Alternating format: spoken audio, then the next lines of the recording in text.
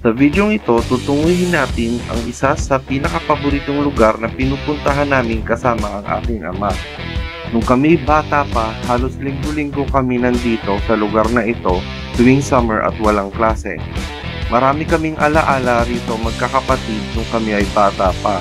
Tara at samahan niyo ako na silipin ang Lido Beach sa Noveleta, Cavite. Ang Lido Beach Resort ay isa sa mga perfect tourist destination na tinatayang itinayo noong 1970s na pagmamay-ari ni Celedonio Santa Maria na naging popular na pasyalan nung mga panahong malinis at ligtas pang mag-swimming sa Manila Bay. Maliban dito, pinuntahan rin natin ang lugar ng luma naming bahay sa Tanza, Cavite. Tara mga chong, panoorin nyo na at samahan nyo ako sa videong ito.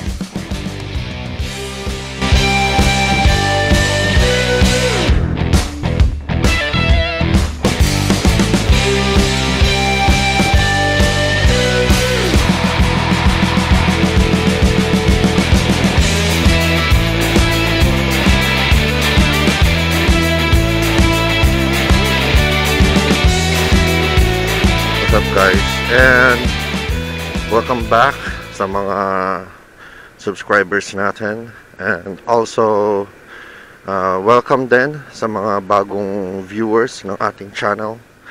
So kung hindi nyo pa ako kilala guys, my name is Bincy, and yes, ito ay ating YouTube channel. So today, sisimulan na natin ang ating Balik Tanaw episodes. So, kung hindi nyo pa napapanood yung ating episode 1, yung introduction sa Balik Tanaw, panoorin nyo na guys. Nasa the same playlist lang din naman siya. So, ito guys. Today, biyahe tayo papuntang Cavite. Isa to sa mga lugar na madalas namin puntahan nung medyo bata-bata pa ako guys. Kasama yung father ko. And paborito niya itong puntahan dati when I was younger. Pero before yan guys, magpapagas muna tayo kasi 2 bars na lang ating gas. Tapos tsaka tayo tutulak ng papunta ng Cavite. Okay? So overview lang saan tayo pupunta today. First stop over natin is pupunta tayo maghanap muna tayo ng kainan guys, kasi time check it's 4:16 ng umaga. So di pa tayo nag-aalmusal guys.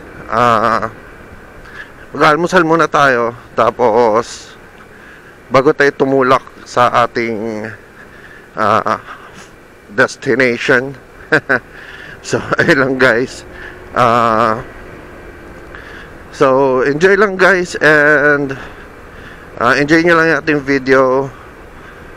And kung bago ka sa ating channel, like and comment, or like and share dito sa ating video guys. And then also,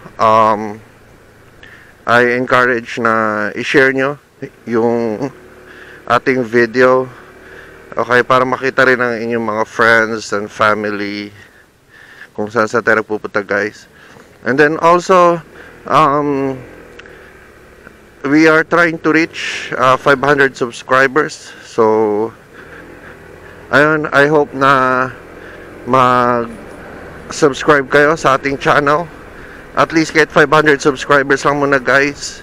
And then after that, we'll go from there. Okay? So see you guys. Kaka-take off lang natin sa bahay natin mga few moments ago. So sit back and relax guys, and enjoy the show. So yun guys, palabas na tayo ng C5 road. So kakaliwa tayo dito kasi pa-southbound tayo. So yun guys, sakto. Ayan, Pasig pa rin tayo. Sabi, we are 33 kilometers away. So papagasa na ako, kaso pagdaan ko dun sa Petron, yung suki kong gasolinahan sarado.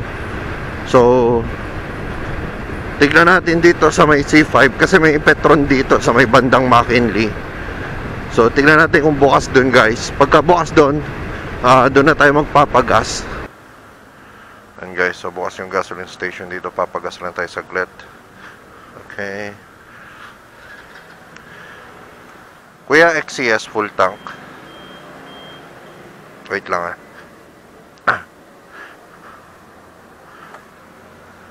Okay. Ay, sorry.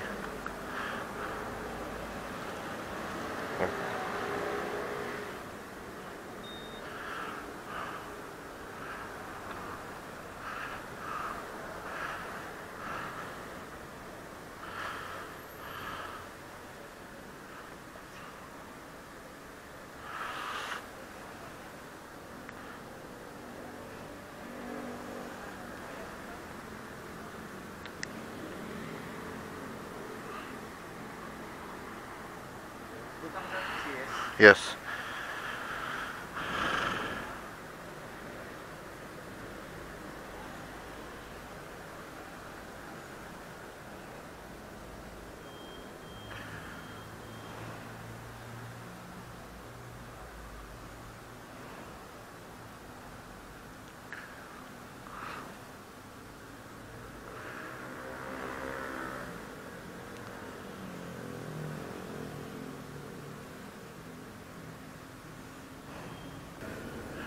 So yun, guys, napagpa full tank na tayo. So balik na tayo sa kalsada.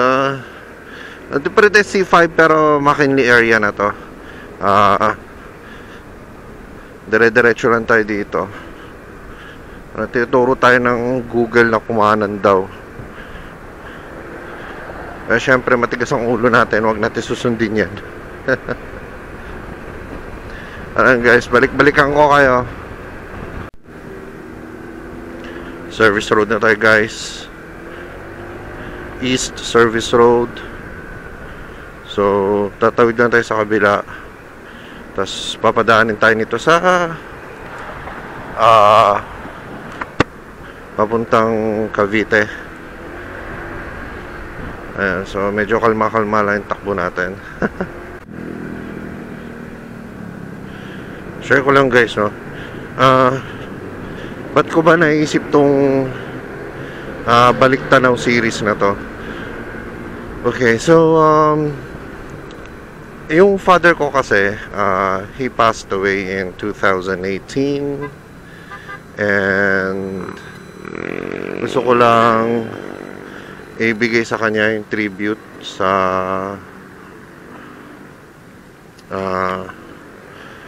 gustong i-tribute sa kanya itong Balik Tanaw series na to, para balik-balikan yung mga lugar na pinupuntahan namin dati nung bata pa ako. Si Papa, medyo mahilig din siya magbiyahe-biyahe with the family, ganon. Yun nga lang, nung mga time kasi na yun, wala pa akong idea about motorbikes. Okay, nung maliit ako, actually, nagkaroon lang ako ng idea sa motor nung college na ako, which is siguro mga around 16, 17 years old ako nung nagkaroon ako ng idea sa motor. Una kong exposure sa motor is yung sa mga classmates ko, ganyan, kasi nagmo-motor sila, tapos ako na kumit-kumit lang. Akala ko nung una kasi yung motor laruan lang siya. Pero hindi pala. So ayun, guys, quick overview lang. Although nung bumabiyahe-biyahe kami dati, madalas sa kotse kami, gamit namin yung sasakyan ni Papa. Ito yung isang way na naisip ko na balik-balikan yung mga memories ng father ko nung bata pa ako. Kaya naisip ko gawin tong Balik Tanaw series. Di ko alam kung ano lugar na to, guys, pero sabi sa mapa, in 3 kilometers daw kakaliwa tayo sa Diego Serra Avenue. So dito na tayo sa Bacoor Kakadaan lang natin ng SM City Bacoor. So ito daw, ang tawag daw dito ay Tirona Highway. So, nandito na tayo sa San Jose Ulo, sa Cavite. So, kakain na tayo dito sa Jan and Jerry's. Tapos, after nito, punta na tayo ng destination natin, which is galing dito, sabi ng Google Maps.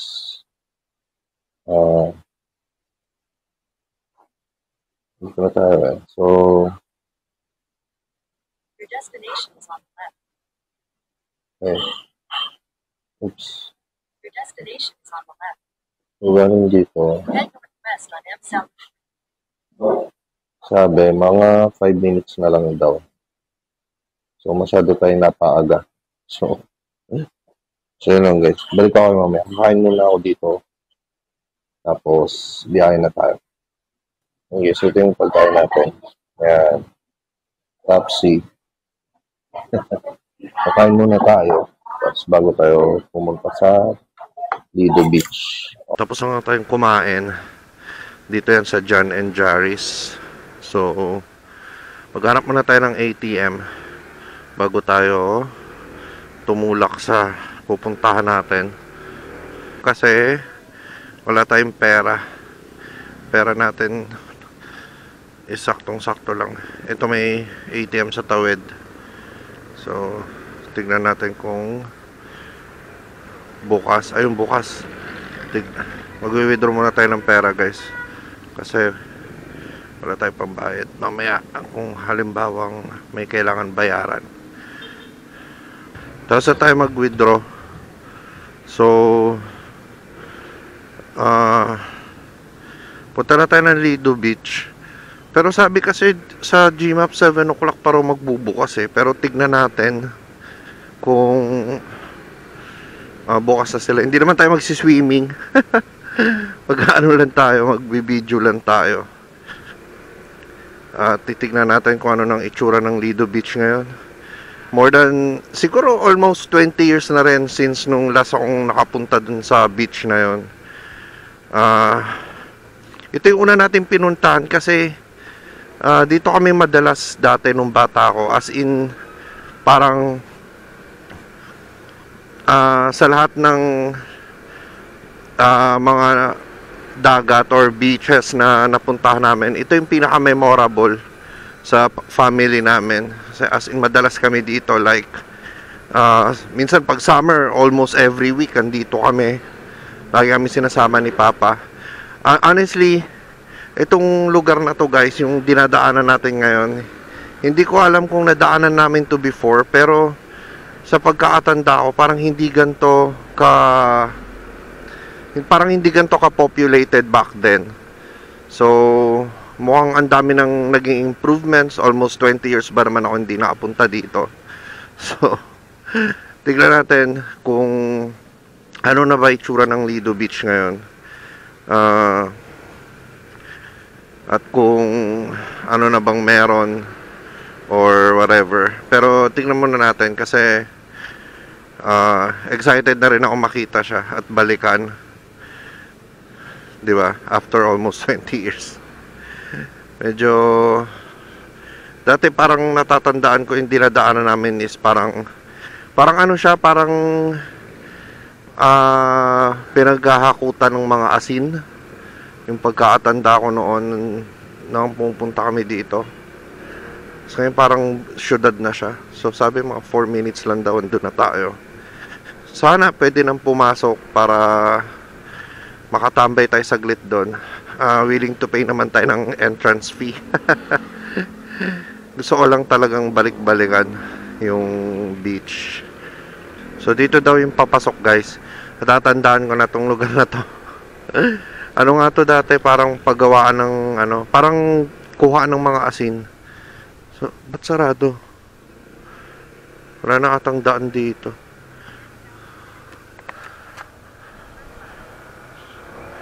Ito. Tingnan natin dito.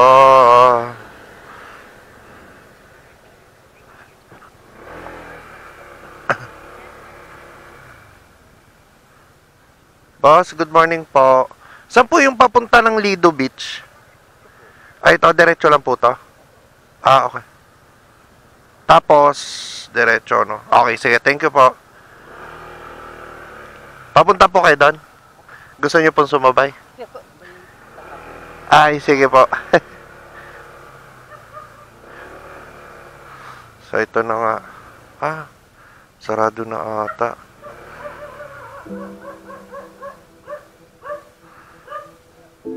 Boss, good morning po. Sa may Lido po? Ah, pupunta lang po ako doon.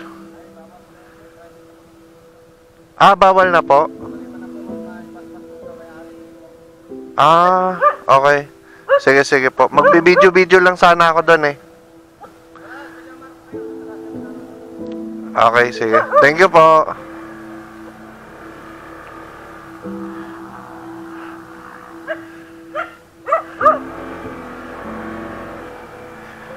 So yun guys, so bawal na daw pumasok sa Lido Beach. So I am assuming na pinasara na siya. So bawal na nga siya. Okay. Pero paano kaya tayo pumunta doon? Hanap tayo ng... Tingnan natin dito sa kabila. Sabi, may sinasabi siya about Villamar eh. Yun si Kuya Guard. So tignan natin kung at least kahit pa paano makita man lang natin yung itsura dun. Mapakita ko sa inyo. Villamar. Ito, tignan natin itong Villamar. So, I'm assuming kasi na parang parehas lang siguro yung view dito.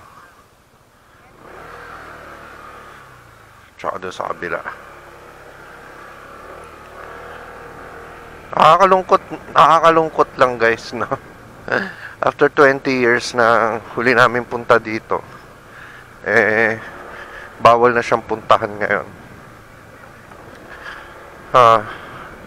Nalungkot naman ako bigla. Tingnan natin tong Villamar na sinasabi, kung anong itsura dito. Ay, pinapasok tayo dito sa Villamar. At tingin-tingin tayo dito ng view. Okay. So, ganito na pala yung itsura dito ngayon. Nilagyan nila ng parang breakwater siguro. Ikot tayo sa kabila.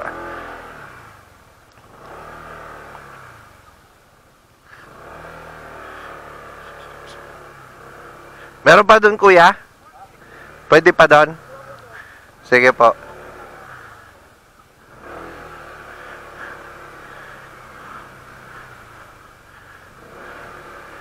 Ayan, Villamar. So ito guys, Villamar. Sa tabi lang siya ng Lido actually. Pero bawal na kasi sa Lido eh. So tignan natin dito kung ano na itsura. Sarado na daw yung Lido Beach. So dito na lang tayo muna pumunta. Silip-silip lang. Titignan natin kung ano na itsura dito.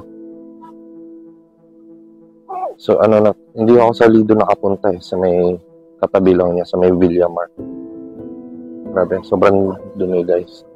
Tapos, yung dagat eh. Dati, yung Lido dun sa may kabila. Kaso, sarado na, hindi tayo pinapasok ng guard. Kasi private property na daw siya. So, naghanap na lang ako ng alternative na pwede natin puntahan. So, ito. Hindi tayo sa may Villamar. Yung dagat. So, yung nadagat pa rin naman yan. Itsura. Yun yung Lido. Yung banda. So, yun lang guys. Nung malita ko, lagi kami nagpupunta doon. Kasi dito kami madalas dalhin ni Papa. So, may breakwater na rin dito. Yung mga ito, yung parang mga pader na ganyan. Tsaka ito sa kabila. Ano yan? Ito. Ayan. Nakikita niyo yung pader na yan. Breakwater yan siguro. Kasi pagka malakas yung bagyo, pinapalo ng tubig dito. Ayan. Bala ko sana kumuha ng video dito, tumambay. Kaso parang wala tayong magandang tatambayan dito. So yun lang guys. Try natin mag-ikot-ikot dito.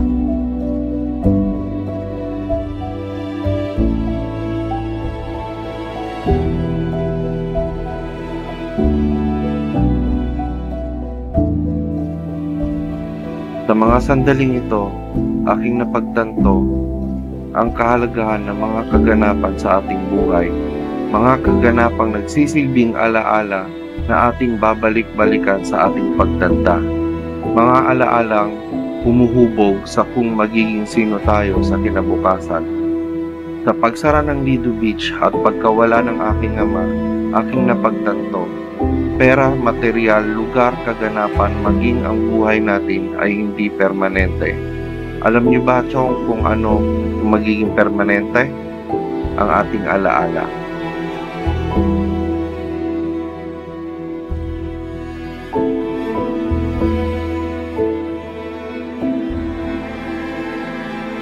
Yung Lido dun sa kabila, doon, sa part na yun.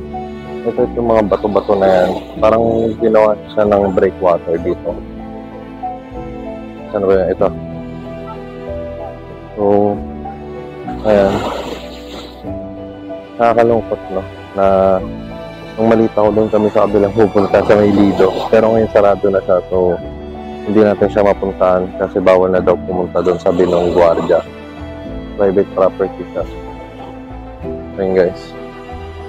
Okay, so I think yun lang. Hanap po tayo CR. Tapos punta tayo sa ating destination number 2. Nakakalungkot lang na sarado na yung nalungkot talaga ako. Nalungkot ako masyado guys. Sarado na yung Lido Beach. Yun pa naman yung gusto ko sanang puntaan talaga. Pero anyway, similar naman tong Villamar dun sa Lido. Yung Lido dun sa kabila. So, ayun guys, medyo nalungkot lang ako. Kung gusto niyo pala pumunta dito sa Villamar, may entrance fee na 50 pesos. So, pag pasok niyo sa gate, magbabayad na kayo agad ng entrance fee.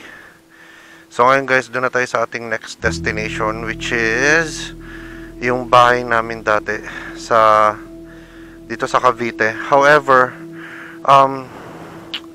hindi tayo makakapasok dun guys kasi sa totoo lang hindi ko na maalala kung saan yung bahay namin dun, pero alam ko yung village kasi dati pagka magsiswimming kami dito sa Lido Beach, sinasama kami, dinadala kami ni Papa dun sa bahay namin dun, diretso kami dun usually. Tapos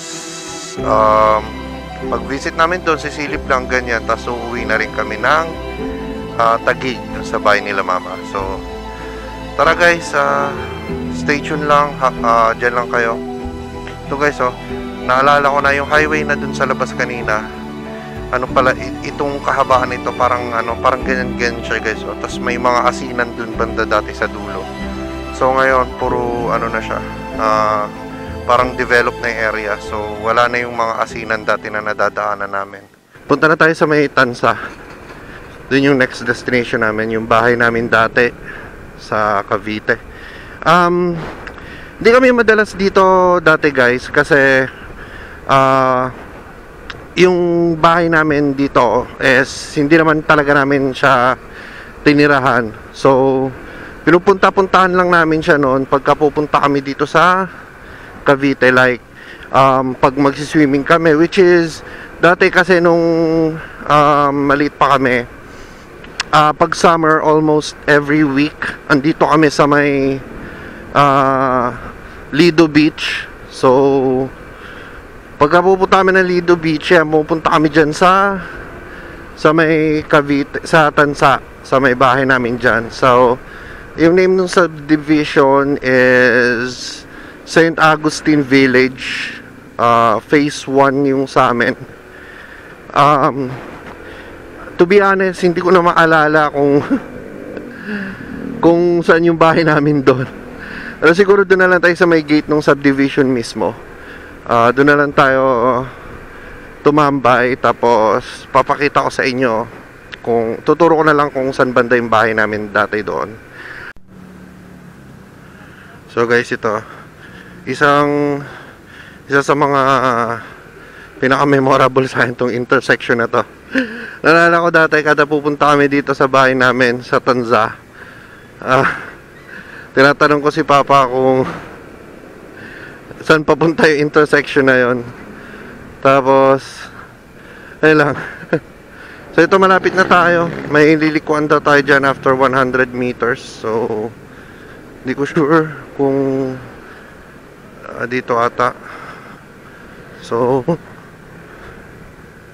ayan, kakanan daw tayo dito. Okay, so dito tayo dadaan. Punta daw Tansa to. Tapos itong street na to, di ko na to maalala, to be honest. Kasi ang naalala ko lang noon, pag pupunta kami dun sa bahay namin sa Tansa, parang highway lang yung dinadaanan namin eh. Tapos may sa may kanto, may intersection din doon na parang intersection, tapos may parang Jollibee doon, tapos sa may tawid parang Chowking or whatever ganon. Tagal na kasi, as in sobrang tagal na rin guys nung huli ako nakapunta doon. Kung 20 years na ako huling nakapunta sa Lido Beach, almost 20 years. Siguro mga almost 20 years na rin akong hindi nakakabalik dito. Mga 2008, 2009 nung nawala sa amin yon. So ayun lang guys. Sa simbahan na to, di ko na rin ito maalala. So dito daw tayo. Tapos itong lugar na to, di ko na to alam. Actually hindi ko to dati maalala na dinadaanan namin. Kasi kada pupunta kami ng Tansa, nakakotse kami lagi. Sobrang bihira namin mag-commute. Siguro si mama, pag pumupunta siya dito, nagko-commute siya. Pero kami, hindi kami nagko-commute. Makakapunta lang kasi kami dito dati pagka sinasama kami ni Papa. Ay nga, pagka nag-swimming kami, ganyan. After namin mag-swimming, pupunta kami dyan, silip-silip lang. Tapos, uwi na rin. Ganon. So, ito na guys, yung papasok dun sa subdivision. Hindi ganito yung itsura nito dati. Parang lang to. Parang talahiban yung magkabilang gilid. Tapos, ayan yung school dito sa Cavite. Ayan. Ayan, naaalala ko yan kasi yung bahay namin is sa may likod ng school na yan. Yun lang yung naaalala ko. Tapos may pinapasukan kami ditong kalye. Hindi ko na maalala kung saan. Pero natatandaan ko na tong lugar na to. Kasi dito rin kami dati dumadaan pagka pumupunta ng Tansa. So yun guys, bumalik tayo kasi sarado daw yung daan.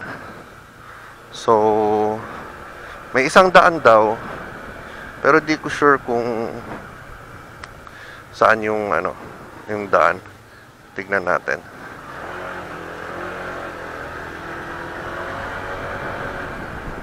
Sa may kabila daw eh. Tignan natin kung makakatagos tayo papunta dun sa kahit sa gate lang ng subdivision, kasi di ko na maalala yung bahay namin to be honest kung saan na banda. Okay, so ito na nga yung intersection guys.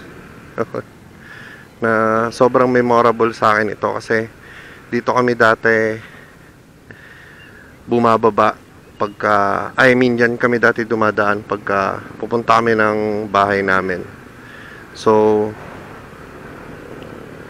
ayan. Diba, Jollibee nga, tas McDo yung na may sa may tawid. Hahanapin ko, may picture ako dito eh. Hahanapin ko. Yan, yung Jollibee na yan. Naalala ko dati kumakain pa kami dyan pagka bago kami pumunta ng bahay namin. Tapos McDonald's yan, may picture din ata ako dyan nung maliit pa ako. Tinuro tayo ni Google sa alternate na daan papunta dun sa St. Augustine Village. So tingnan natin, pero sana makaano tayo kahit hanggang sa may gate lang, kasi honestly di ko na maalala kung asan yung bahay namin doon. Pero siguro pag nakapasok siguro ako, kung sakali baka maalala ko kung asan yung bahay namin doon. Tagal na rin kasi noon. Pero almost 20 years nung hindi ako nakakapunta rito. Ah, sarado. Ayun pala yung ginagawa kanina, guys. Sabi nila ate na sarado nga daw. So, ayan. Tapos, ito na yung entrance.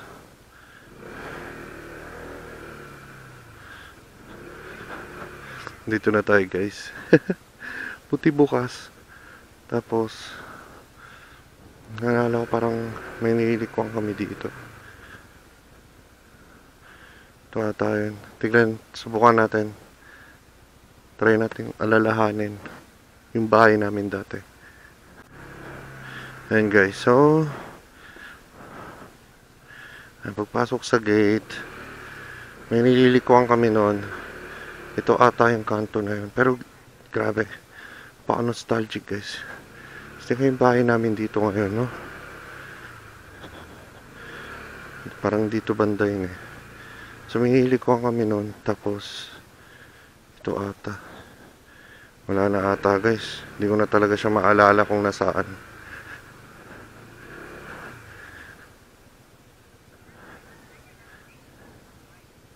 Wait lang.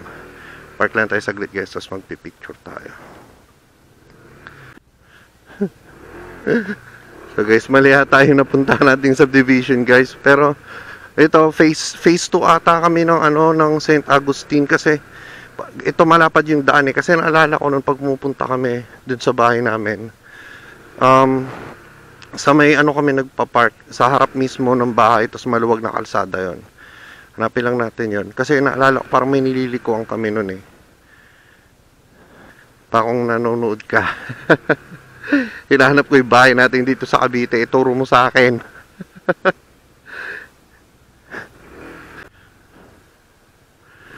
So di ko na talaga siya maalala guys kung saan. Pero nakakalungkot lang na hindi ko siya makita. Pero importante, tinry natin pumunta. So alam guys, palabas na tayo ulit. Di ko alam saan tayo pupunta after. Parang masyado pang maaga para umuwi. Pero yun lang naman yung purpose natin dito guys. Okay, so kung bago ka sa ating channel guys, once again my name is Bincy. And please like and share this video para makita din ng mga friends nyo, family nyo, yung mga lugar na pinupuntahan natin. And then also comment down below for suggestions or recommendations pwede natin gawin sa ating mga future series. Okay, and also don't forget to subscribe. We're trying to reach at least 500 subscribers. And ayun lang guys, dito na puputulin, and see you on the next vlog. Bye bye.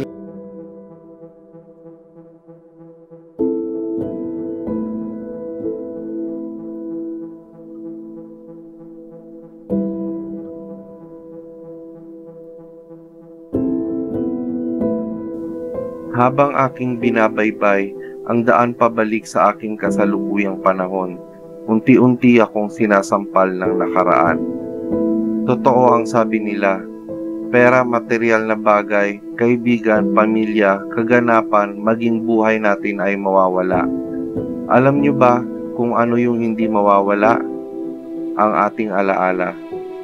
Alaala na magpapaalala sa ating mga maiiwan balang araw. Alaalang magsasabi na minsan nila tayong nakasama. Alaala na magpapaalala sa kanila kung sino tayo. Alaala na minsan ay masaya at minsan din ay malungkot. Kaya Chong, kung pinanood mo tong video na to, samahan niyo akong gumawa ng ating alaala. Alaala na habang buhay, mawala man tayo ay hindi makakalimutan ng iba. Mabuhay ka Chong. Salamat sa panonood at see you sa next episode ng Balik Tanaw.